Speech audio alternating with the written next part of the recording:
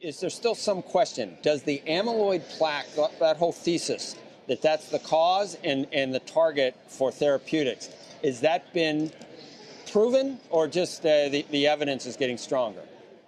Well, certainly the evidence is getting stronger. I see three main things coming out of the news today. First, this is, I think, a very important result for patients, one that's going to prompt people to reconsider the entire approach to the treatment of Alzheimer's with drugs that target amyloid plaque. To your point, the long-running debate has been whether drugs that can reduce plaque formation or remove the existing plaque would have a benefit, and some believe that the plaque was merely a result of the disease process, and by targeting it, you're not affecting the underlying course of the disease. I think this result, along with the trial that Biogen did with their previous drug, Aduhelm, that found similar results, strongly suggests that the plaque is playing some role in the disease progression, and by targeting it, you can affect the process and improve a patient's cognition. It may not be shutting down the underlying biology of the disease, but it's having some effect in causing the disease to progress more slowly and the symptoms of cognitive decline to not worsen as quickly. I think, secondly, this is also good news, to your point, for Roche and Lilly, both of whom have drugs in advanced development that take the same approach. But there are some important differences in how these different drugs target plaque, so we need to be cautious about reading through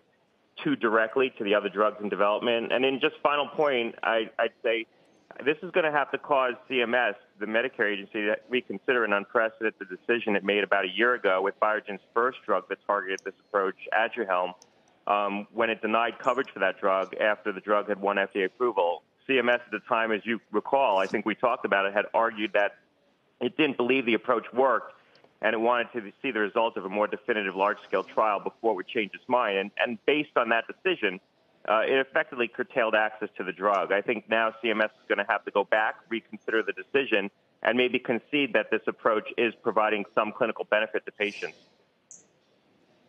So the FDA what can they do? Talk, cajole, beg? You expect that? And will they be successful in terms of the CMS? Well, I don't know that CMS is going to move quickly enough to re-adjudicate the Aduhelm decision.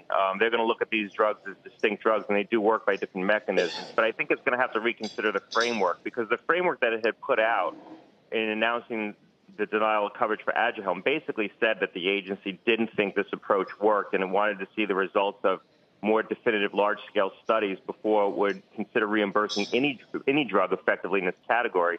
I think this is going to open the door to CMS having to reconsider that, maybe withdraw aspects of that decision, because this is we'll have to see the full results when they come out, but this was a large-scale trial. It was 1,800 patients. The magnitude of benefit was strong. Now we'll have to see the full results. They promised to publish those results. And the improvement was pretty rapid. You started to see improvement as early as 6 months, which is important. I just wonder, you're very guarded or at least careful in not ascribing too much efficacy to the amyloid plaque, the whole thesis that that's what is the underlying cause of Alzheimer's. I guess we just don't know yet, do we, Doctor?